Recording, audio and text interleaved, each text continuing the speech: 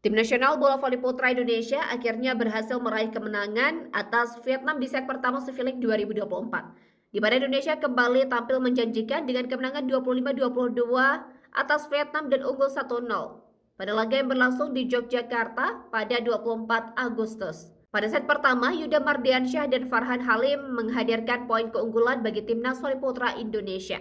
Poin-poin beruntun yang didapatkan membawa Indonesia memimpin dengan kedudukan 3-2 atas Vietnam. Kendati demikian, lewat poin blok, Vietnam menyamakan kedudukan atas Indonesia dengan angka 3-3 dan bersaing ketat hingga kedudukan 4-4. Selanjutnya, Indonesia mendulang 3 poin beruntun dan membawa skuad Garuda kembali memimpin. Tak lengah, Vietnam dalam pengejarannya juga berhasil memepet keunggulan yang dimiliki oleh Farhan Halim DKK. Dan dengan keunggulan 1 poin atas Indonesia, Vietnam memimpin jalannya pertandingan di timeout yang pertama.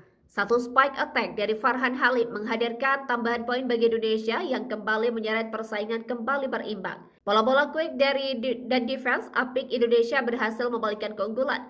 Selanjutnya Farhan Halim DKK unggul dengan kedudukan 13-11 atas Vietnam.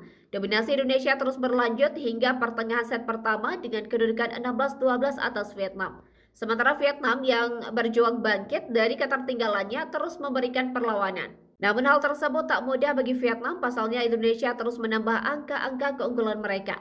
Farhan Halim dengan spike tajam membulatkan perolehan poin Indonesia menjadi 20-15 atas Vietnam. Memasuki penghujung set pertama, Vietnam terus berupaya mengikis ketertinggalan mereka lewat 2 poin beruntun yang didapatkan. Sedangkan Indonesia semakin dekat dengan kemenangan dengan keberhasilan mencapai set point.